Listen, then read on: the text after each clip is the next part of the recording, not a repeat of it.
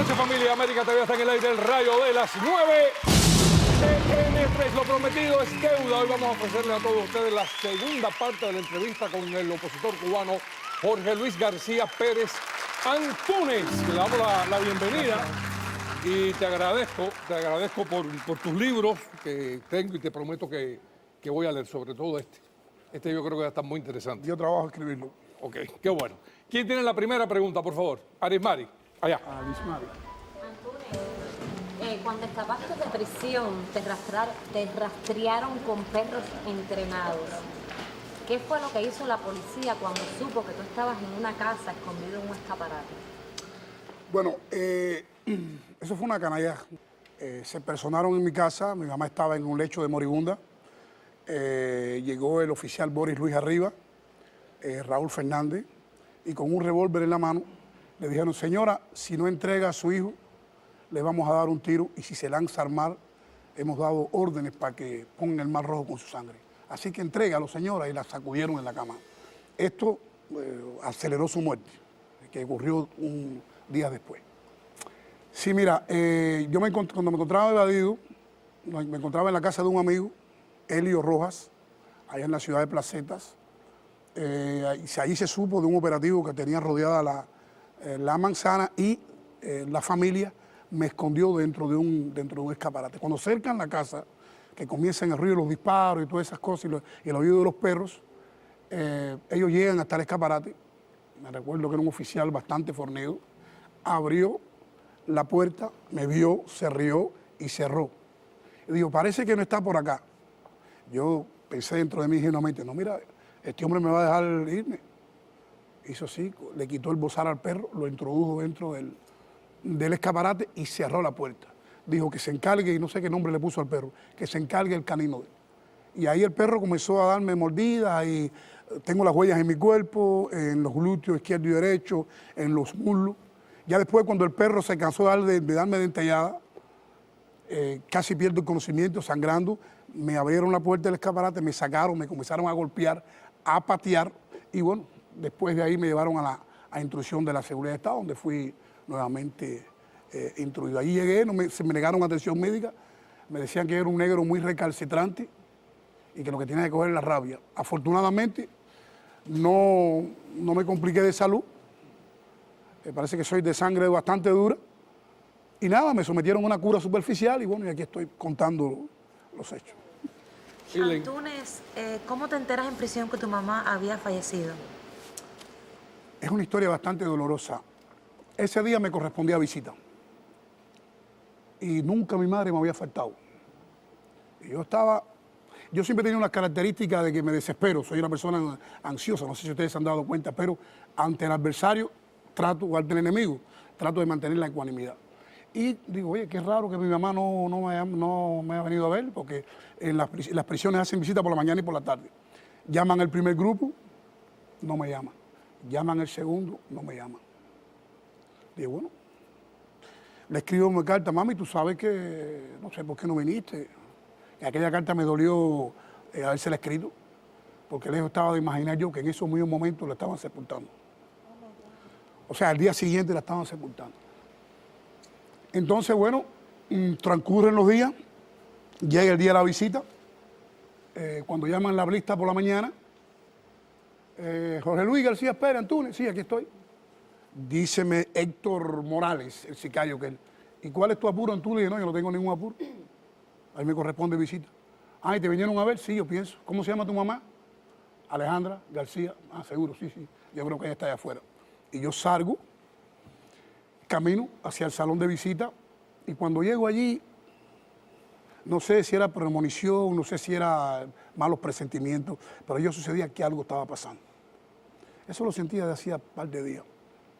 Me paro en las claraboyas así del salón y comienzo a mirar. Me dice la madre de un preso político, de Samuel, me dice: no te preocupes, Antúnez, que ahorita van pasando poco a poco la gente. Mira, a aquella muchacha se le murió la mamá. Cuando yo digo: ¿pero cuál? Aquella es mi hermana. Bueno, yo estaba a imaginar que cuando ella muriera, mi hermana se muriera también, me iban a hacer lo mismo con ella, pero bueno, es otra historia.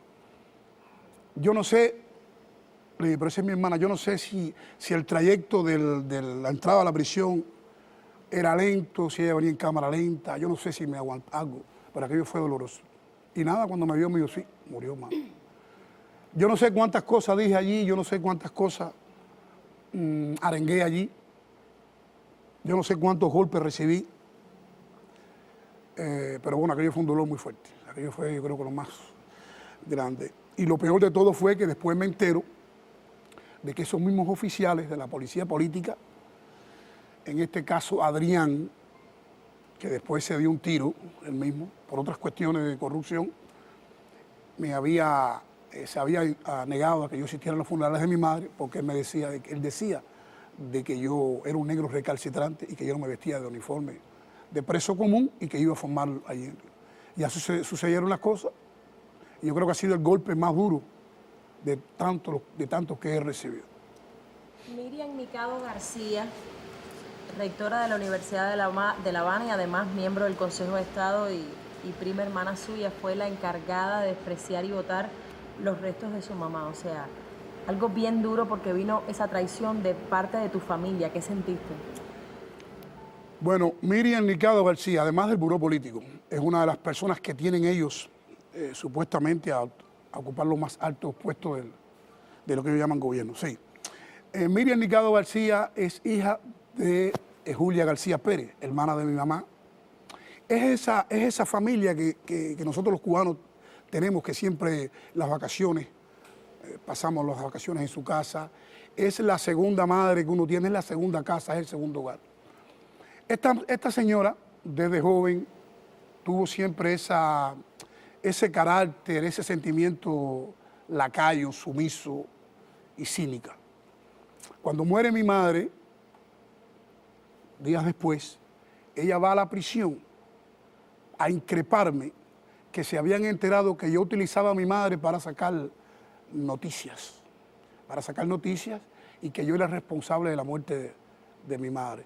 No solo eso, lo peor sucedió años después cuando yo salí de prisión. Cuando yo salí de prisión, mi más importante promesa era visitar la tumba de mi madre. Visité la tumba de mi madre y un tiempo después, cuando fui a regresar los restos a Placeta, donde yo vivo, llego allí, veo un operativo militar, el típico operativo militar allí, las motos Suzuki. Me dicen Antonio y al sepulturero, ¿y cómo tú sabes que yo soy Antonio? No, imagínate, aquí estuvo Miriam Nicado, la muchacha esa del gobierno, y mira lo que hizo. Miriam Nicado García concretamente sacó los restos de mi madre, los tiró para afuera, porque ella, además de ser comunista, de ser una perra comunista, ella siempre nos discriminó a nosotros.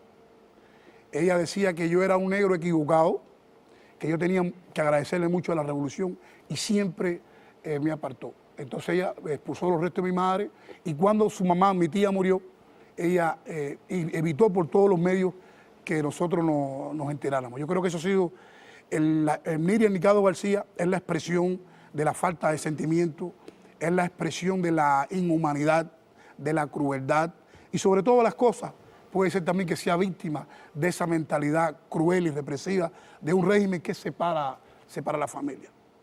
Así que a mi tía Julia García, que en gloria esté, mi madre Alejandra García, que en gloria esté, sé que de donde están, ellas condenan ese hecho, y Miriam Nicado García, como hoy miembro del régimen castrista, tendrá que responder por estas cosas, porque yo estoy seguro de que si fue capaz de votar, de expulsar los restos de su tía, de la hermana de su madre, sabrá Dios cuántas de estas cosas habrá hecho. Tengo esta lista: la pizzería, se perdió la llave, el rectángulo de la muerte y las tolas.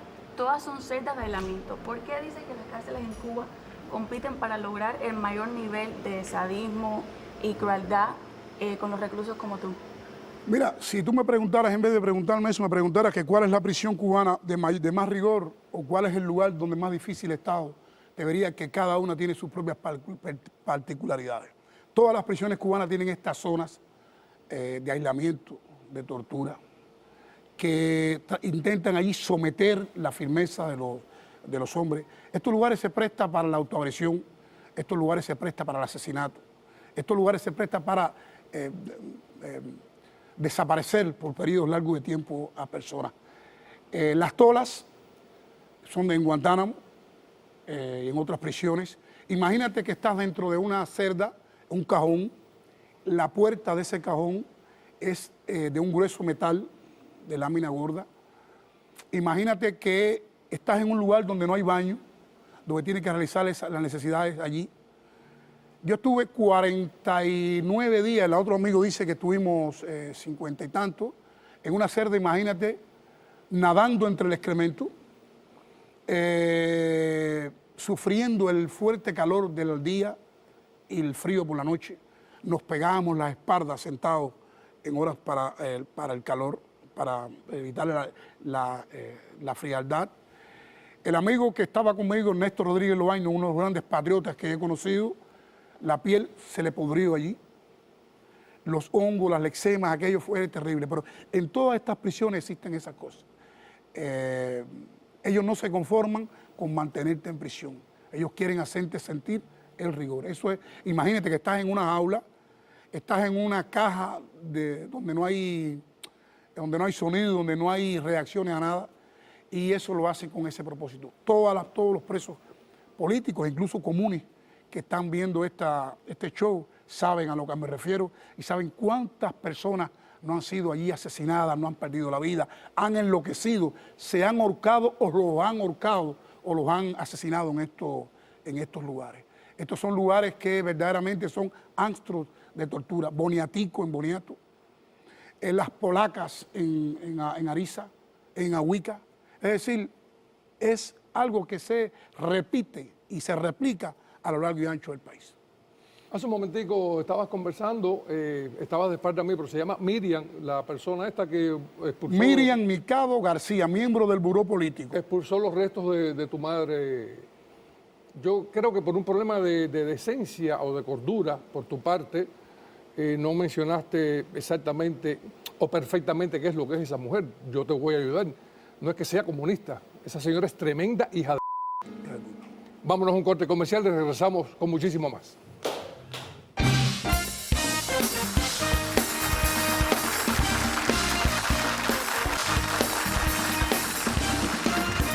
Ya estamos de regreso, familia de América TV, en esta silla caliente especial. Segunda parte de la entrevista al opositor cubano Jorge Luis García Pérez Antúnez. Y Nestico tiene la próxima pregunta. Antúnez, usted en sus años de condena, tengo entendido que vio presos autoagredirse con gran violencia, comprar el virus del SIDA para inyectárselo o inoculárselo, inyectarse orines en las piernas para provocarse amputaciones. O sea, son cosas realmente horrorosas. ¿Cómo sobrevive Antúnez rodeado de ese infierno? Yo ni sé, mi hermano. Yo te digo una cosa, si a mí se me hubiesen dicho que iba a haber esos horrores, no lo hubiera creído. Yo he visto hombres saltarse los ojos con aguja. Wow. He visto hombres llenar un cubo, un nylon derretido y meter el pie. He visto hombres cortarse los testículos, comérselos o lanzarlos para el pasillo. He visto hombres cercanos a mí, ahí en la prisión, inyectarse orines, inyectarse petróleo en las piernas y en las extremidades. Y te voy a hacer una anécdota. En el año 98, 99, encontrándome yo en la prisión Niño de Moreón, estoy yo en una huelga de hambre, de esas huelgas que estaba casi ya a punto de perder la vida, hasta el extremo que me dejaron visitar a mi hermana me viera. Le dije, mi hermana, olvídate de la huelga, que te voy a enseñar algo que ni tú mismo hubieras creído si no te lo he enseñado. Ella me llevó en la silla de ruedas y dije, mira este hombre. Ese hombre tiene clavos enterrados en la cabeza. ¿Tú sabes con qué se los entierra?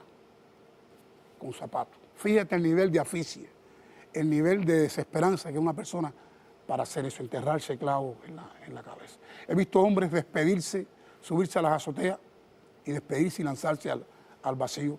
Pero he visto también militares incitar a ese preso. No te cortes el tendón, córtate la vena aorta.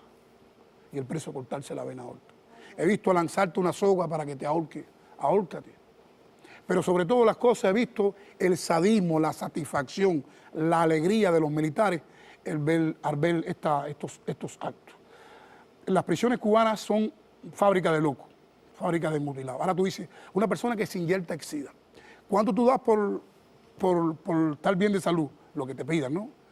Y esos hombres compran el SIDA. Lo he visto hombres comprarle 5, 6, 7, 8, 10 cajas de cigarro, una jeringuilla de SIDA, y se la inyectan. Yo he visto la muerte pasar por delante de mí en unos tilines, en unos cordelitos pasándole. Pero ahora tú te preguntas, ¿pero para qué se inyectan el SIDA? ¿Para qué se cortan el tendón? ¿Para morirse? ¿O para que los liberen? No, para mejorar su situación, para que les den menos golpes, para que les den un poquito más de comida, para ver un poquito más a su familia. Había un caso, un señor en Nieves Morejón, que cuando llego allí, el hombre tenía los brazos ya cortados, o sea, no, todavía, pudriéndosele. Se había amarrado en cada brazo unos nailos de jabita. Y les dijo a los guardias, aquí, cuando ustedes vengan, es a cortar los brazos. Y aquello era supurando el humor ahí hasta que es. Y de esos casos de mutilados, de esos casos de miembros amputados, eso es algo tan común, tan cotidiano en una prisión que verdaderamente denota la desesperanza. Son seres humanos que no tienen futuro, no tienen esperanza, que están en un ambiente de total indefensión y apelan a esos métodos para mejorar su situación, ni tan siquiera para morirse. Ahora explícanos, ¿cómo fue que ahorcaste a un ratón dentro de la prisión? Ah, sí. Uno le sale la picardía de la broma, porque a veces las situaciones, por muy difícil que tengamos la situación, siempre hay que buscar momentos para paliarla, ¿no? Entonces nos encontramos allá en la parte de rigor de la prisión de Guantánamo, junto con otro preso, Omar Betancourt Tesidor. Entonces nosotros ya estábamos cansados de que los ratones estuvieran caminando sobre los cuerpos de nosotros. Entonces a veces ibas a tomar agua y entonces el ratón dentro del pote. Cosas que eran, vamos a hacerla buena, vamos a ahorcarle al ratón esto. Entonces le hicimos una trampa y lo cazamos. Lo cojo y lo cuelgo en la celosía. Y le pongo con mi puño y letra. Nos ahorcamos por la represión y por el hambre. Si continúa el hambre y la represión, se ahorcarán otros. Claro, eso fue un gesto como de burla, para pasar el tiempo. Oiga, desde que yo puse eso ahí y yo no podía quitar aquello, le dije, oye, Omar, quita eso, me van a matar. Yo, Maratón, que compadre, que yo mismo con mi puño y letra he escrito que me voy a ahorcar. Oye, cada vez que me sacaban, que me decían, que me sacaban una entrevista o un interrogatorio, le decía, Omar, acuérdate. Y eso fue una cosa que fue una bobería, fue una broma, fue un chiste, pero denota el temor que tiene uno en el interior de lo que son capaces de... ¿Por qué dices que la llegada de Berta Antúnez a tu vida significó tu salvación? ¿Pensaste en morir en la cárcel en algún momento? Mira, yo te voy a ser claro y sincero, y eso lo hablábamos con varios presos plantados. Yo muchas veces pensé que no iba a salir vivo de la prisión. Yo siempre he tenido la fe de que Cuba va a ser libre, de que los prisioneros políticos van a obtener su libertad, de que las condiciones van a mejorar.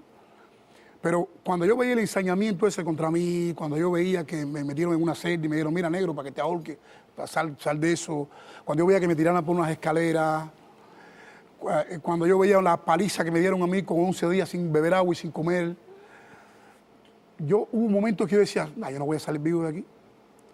Y en el momento que perdí a mi madre, ellos se ensañaron contra mí. Y en ese momento apareció una persona que ocupó ese papel. Estamos hablando de años muy difíciles. Que te voy a ser sincero, yo era un jodedor en la prisión. Yo era muy rebelde. Yo siempre estaba inventando, conspirando, organizando protestas, huelgas de hambre, y eso le duele a la dictadura. Y Berta Antúnez llegó a mi vida en ese momento y asumió el papel de madre. Asumió el papel de madre. Si hay una gente que yo quisiera seguir, que es mi inspiración, es ella.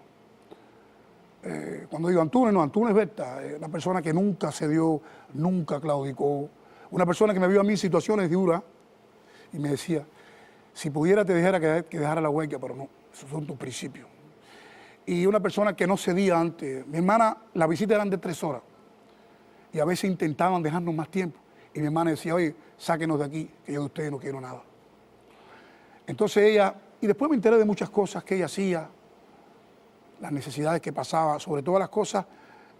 Cuando ella sabía que estábamos en huelga de hambre, ella dormía en el suelo de su casa. Ella dejaba a su esposo en la cama y iba en ropa interior al suelo. Porque ella decía, si mi hermano está en el suelo, desnudo, porque la gente no sabe que la huelga de hambre en Cuba es sin ropa, sin calzoncillo, sin nada, sin cama ni nada. Mi hermano está pasando, yo voy a sufrir por esto. Y me defendió, arriesgó la seguridad de sus hijos, de su familia, por mí. Y fue mi inspiración. Berta Antúnez fue la que empezó aquellas protestas frente a las prisiones, al igual que Isabel Ramos, la mamá de Arturo Suárez Ramos.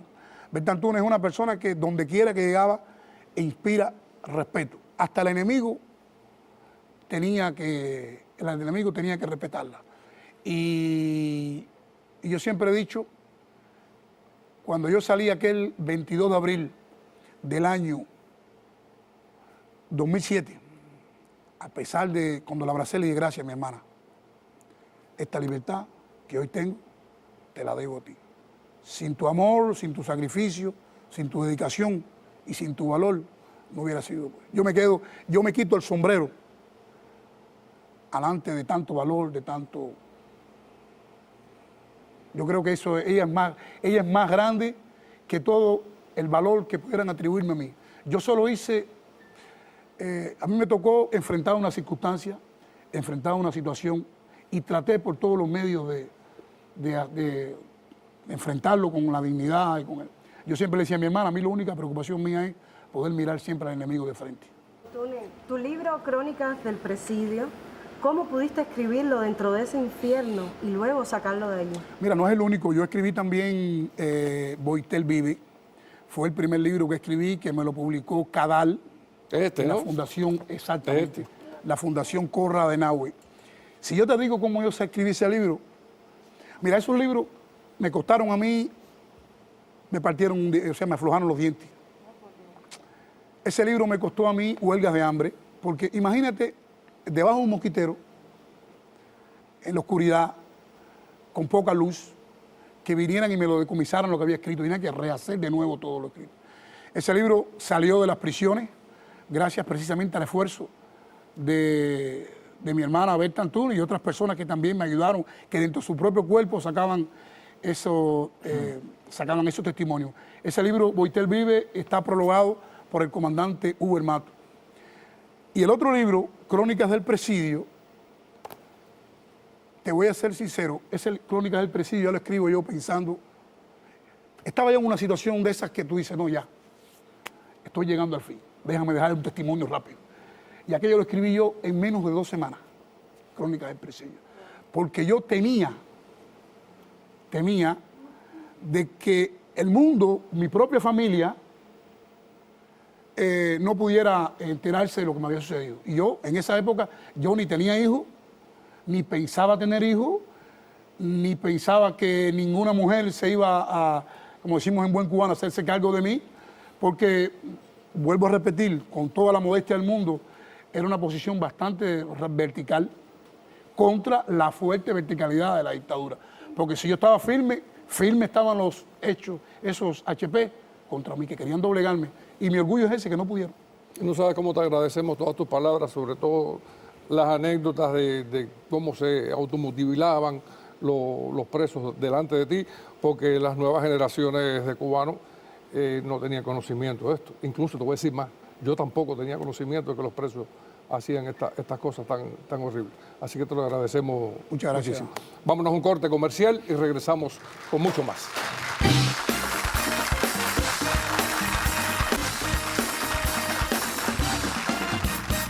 Continuamos con nuestra silla caliente y le toca el turno a Yanilén.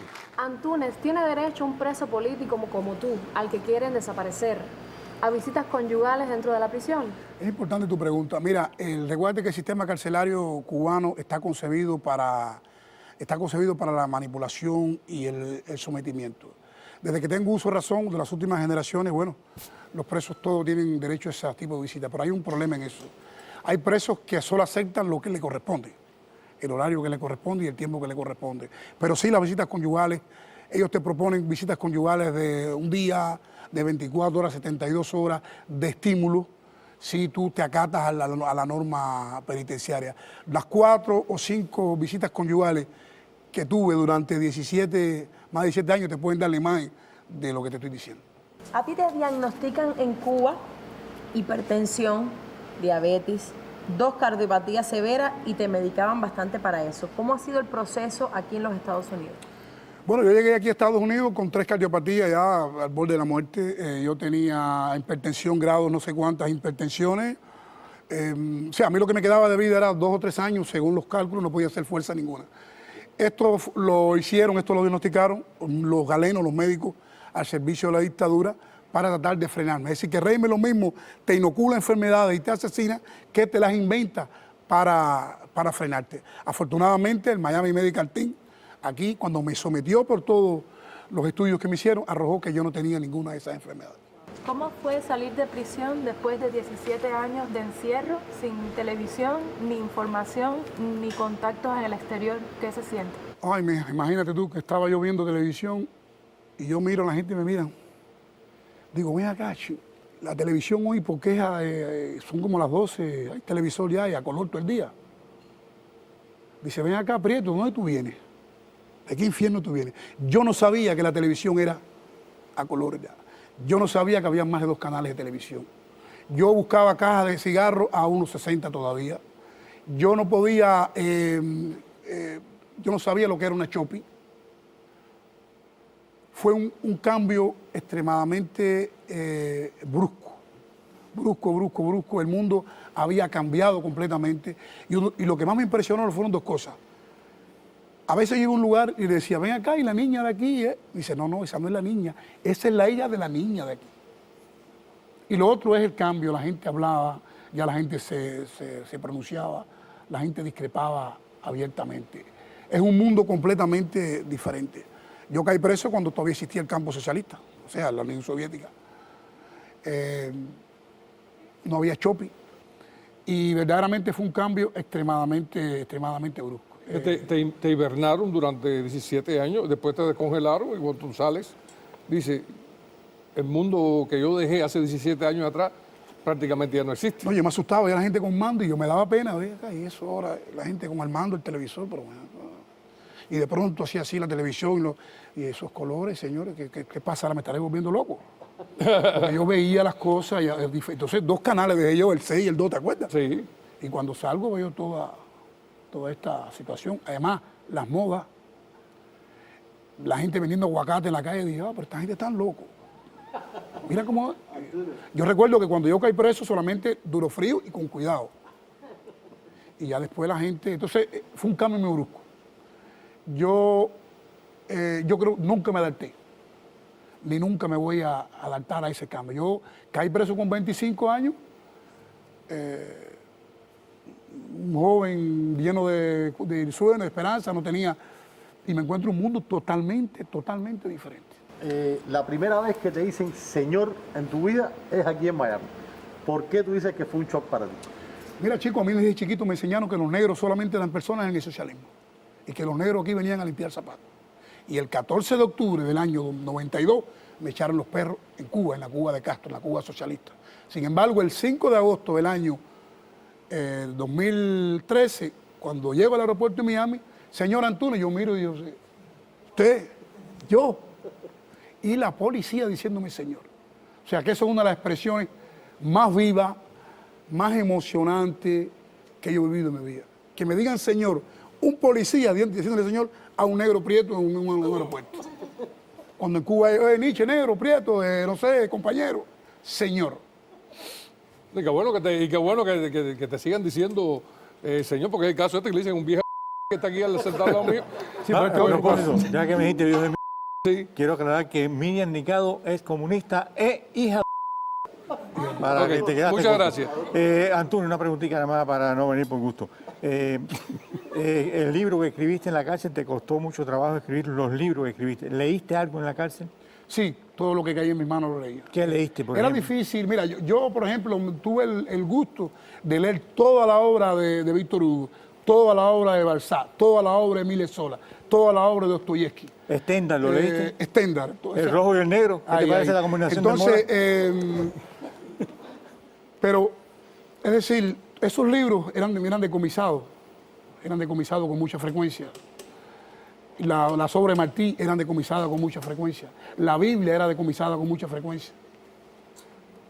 ¿En qué tiempo escribiste este libro? ¿En 5 días, dices tú? No, ese libro es menos de 2 semanas. 2 semanas. Apurado porque... Tú te metes 25 días, un mes, haciendo eso y no lo vendes. No. Yo me he sacado varios libros. Sacarlos no es difícil, lo jodido es venderlos. Pero bueno. Claro. Ok, Eileen. Antunes, ¿qué significó en tu vida tus encuentros con el presidente Bush y con el presidente Donald Trump? Mira, cuando tuvimos el encuentro con Bush, yo llevaba unos meses fuera de la prisión nada más. Me citaron a la Embajada de los Estados Unidos y allí estaba Marta Beatriz Roque Cabello y estaba Berta Soler. Bueno, yo dije, no, que voy a ver a Bush, que Bush se va a interesar por mí, seguro que lo voy a ver de lejos en un grupo y ya. Yo estoy sentado, estamos sentados, yo nunca me imaginaba, yo no sabía lo que era una videoconferencia, yo no sabía todavía ni andar ninguna computadora. Y cuando veo que entra Condoleezza Rice, esa mulata yo la conozco, la he visto en algún lado. Entra Carlos Gutiérrez, y no recuerdo qué otro, y entra el presidente. Tocayo, tú en el medio. Casi me trago el lápiz que yo tenía en la mano. Yo tenía un lápiz y me dio por morderlo, que el jefe de la oficina me Antunes. Me dijo, Tocayo en el medio. Para mí aquello fue muy emocionante, porque George Bush, a diferencia de Barack Obama, no tuvo que hacer esas cobardes concesiones con una dictadura para reunirse con la oposición. Y ahí estuvimos, les puse el tema del presidio, el tema de la situación de Cuba, y fue una experiencia inolvidable. ¿Con Donald Trump? Bueno, con Donald Trump fue algo inolvidable. Yo creo que después del nacimiento de mi hija, después del día que me liberaron, después de otras 3 cositas, yo creo que ha sido... yo estoy en casa de un amigo de Santiago Álvarez. Mi hija llevaba unos días de nacido. Mi hija nació el 17 de mayo y en esos días, en junio, venía Trump. Me llama una llamada telefónica. Antunes, sí, estamos llamándolos de aquí, de la Casa Blanca, desde la oficina del vicepresidente, porque usted sabe que el presidente va a ir a Miami, va a estar en el Teatro Artimes, sí. Pero además de eso, usted y 3 personas más han sido seleccionados para que lo reciban en la escalería del avión y van a estar cerca de él, lo van a saludar, lo van a abrazar y lo van a... Yo pienso que me están tomando el pelo. Y así, yo con la avenida, así no me diga, así que de la oficina del vicepresidente, así, que oye, qué interesante. Yo pensaba que me estaban tomando el pelo, pero después la conversación me dice, mira, te vamos a llamar mañana y te vamos a dar un grupo de orientaciones del orden de la seguridad, usted va a hablar con un presidente. Y le dije, ven acá, ¿y cómo puedo saber yo que estoy hablando con la oficina del vicepresidente de los Estados Unidos y no con la seguridad de Estado, con alguien que me esté tomando el pelo? Y dice, buena pregunta. Ahora cuando usted cuelgue el teléfono, usted va a llamar a un amigo que usted y yo tenemos en común, el congresista Lincoln Díaz Balar, y secciones. Bueno, no lo tuve que hacer, porque obviamente. En efecto, llegó el día llegamos allí. Cuando llegamos al lugar, para no hacerlo tan pormenorizado, cuando llegamos ahí al aeropuerto, habemos un grupo como de 100 personas. Yo digo, bueno, seguro que cuando Trump venga, yo voy a ser uno de los que lo vamos a saludar y normal. Pero cuando llega el gobernador Rick Scott, que nos había dado la medalla de la libertad, a los 3 que estábamos invitados, me dice, bueno, Antunes, vamos. Óigame, cuando yo caminé por aquel aeropuerto rumbo al avión del presidente, yo pensé en tantas cosas. Pensé en mi madre, pensé en mi hermana, pensé en Sosa Fortuny, en los hombres que dejaba presos. Y yo caminando, y llegamos ahí a la escalería del avión, Cari Roque en un lugar, Ángel de Fana en otro, y este humilde servidor, y el gobernador. Cuando el presidente nos dio la mano a cada uno, yo solo tenía que decirle, gracias, presidente, por haber hecho la diferencia. Esperamos que usted derogue ese pacto de Barack Hussein Obama. Y aquello fue emocionante. Ya luego nos montamos, pero la cosa no terminó ahí. Después nos montamos junto con el presidente en la caravana. Cuando ustedes vieron lo que ustedes vieron en el Teatro Artimes, en la televisión, que Trump me llama al público y me dice, ¿dónde está Antunes? Ya nos habíamos saludado allá y aquello fue una experiencia totalmente maravillosa. Y para mí es un honor que el hombre, que es el símbolo más importante del anticomunismo internacional, haya tenido ese gesto de deferencia. Y no lo interpreto como es para mí, sino que estrechando de la mano, ahí estaba también estrechando la mano los presos políticos, ahí estaba José Daniel Ferrer García, que no pudo asistir, estuvo Berta Soler, estuvieron mis hermanos de la oposición, estuvo la Academia Julio Machado, las Damas de Blanco, estuvo Cuba en ese solidario abrazo y estrechón de mano. ¿Crees que el presidente Donald Trump hubiera podido solucionar el problema de Cuba?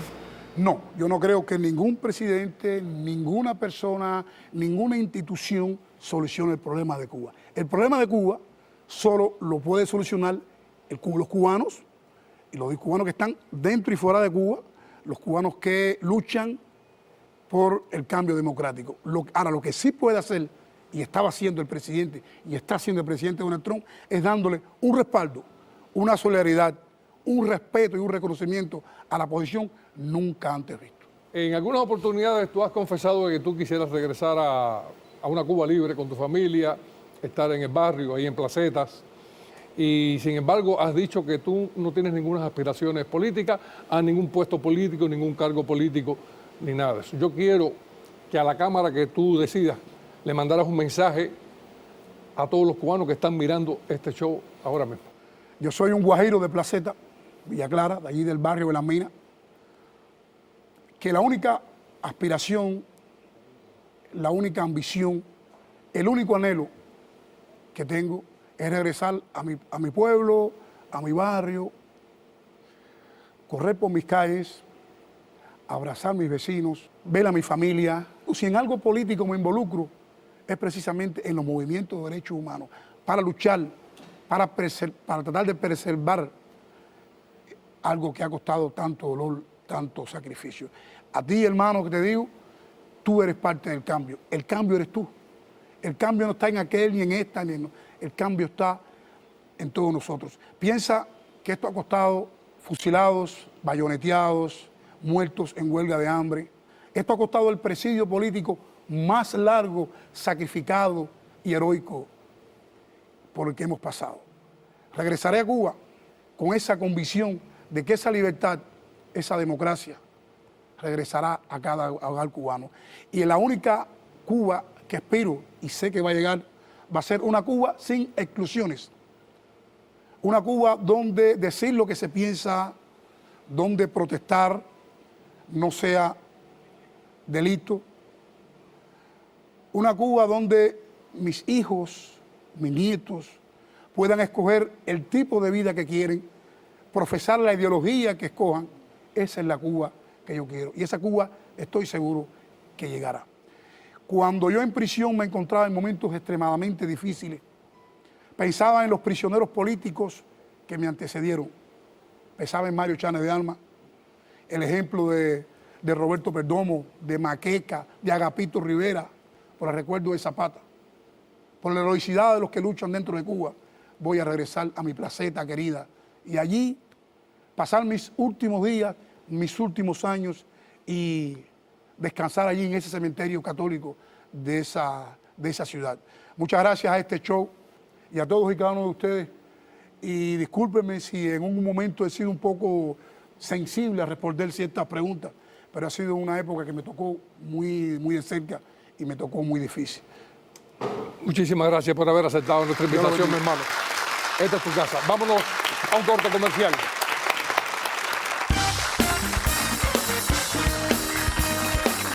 Wikipedia de Antúnez. Por si acaso no regreso. Jorge Luis García Pérez Antúnez nació en Placetas el 10 de octubre de 1964. Antúnez comprendió que su anhelo de cursar la carrera de Derecho estaba tronchado y comenzó a trabajar como obrero de la construcción, machetero y agricultor, siendo expulsado en varios de esos empleos por expresar sus criterios políticos en contra de la dictadura cubana. Por esa época, Antúnez comenzó a ser vigilado por la seguridad del Estado y después de llevar 6 meses laborando en la central electronuclear de Juraguá, fue despedido por una investigación de sus antecedentes que lo clasificó como desafecto al proceso. A finales del 83, en la Plaza 20 Aniversario de Placetas, dijo en voz alta que el responsable de los cubanos muertos en Granada era Fidel Castro, siendo golpeado por agentes de la Policía Nacional Revolucionaria y conducido al Departamento de la Seguridad del Estado, donde recibió una carta de advertencia. Ninguno de estos actos represivos lograron frenar su voluntad de expresar sus ideas de desacuerdo con el régimen. Tanto así que el 15 de marzo de 1990 en la misma plaza gritó que el comunismo era un error y una utopía y que Cuba necesitaba reformas, siendo golpeado una vez más y acusado con el cargo de propaganda enemiga oral. Así comenzó la larga y valiente historia como preso político de Antúnez en las cárceles cubanas. En junio de ese mismo año, estando en una prisión de Villa Clara, recibió una petición fiscal de 6 años de cárcel, por lo que se declaró en una huelga de hambre que duró 21 días, siendo esta la primera de una larga serie de huelgas a las que ha recurrido en protesta a los abusos, maltratos, golpizas y todo tipo de daños físicos y psicológicos que ha sufrido en las cárceles cubanas. El 19 de febrero de 1991 se declara como preso plantado, negándose a vestir el uniforme carcelario y rechazando la llamada reeducación comunista. Entre las múltiples acciones de protestas protagonizadas por Antúnez está su espectacular fuga de la cárcel Las Grimas en 1992 y en el 95, estando en la cárcel de Kilo 8, fundó junto a otros prisioneros de conciencia la organización Presidio Político Pedro Luis Boitel. Antúnez ha recibido muchísimos reconocimientos que honran su labor como opositor a la dictadura castrista, entre los que están en 2003 el Premio Internacional de los Derechos Humanos, otorgado por la Fundación Hispano-Cubana, el Premio Paladín de la Libertad en 2007, Premio Democracia en 2009, la Medalla de la Libertad entregada por el gobernador de la Florida, Rick Scott, y muchísimos premios más. Lo que no cabe duda es que Antúnez es un cubano valiente que se ha enfrentado a la dictadura cubana sin miedo y ha puesto en evidencia ante el mundo entero las atrocidades que a diario se cometen en ese país en contra de los que piensan diferente y quieren ver a una Cuba en democracia. Por esa razón y muchas más es que te agradecemos por todo lo que has luchado y ojalá tu sueño de ver a Cuba libre llegue muy pronto.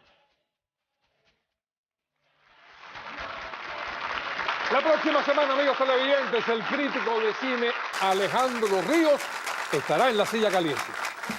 Un crítico de cine que ha dedicado toda su vida con pasión a dar una mirada inteligente y aguda al séptimo arte. Realmente es una mirada indiscreta. Alejandro Ríos en la silla caliente de TN3, el próximo martes a las 9 por América TV.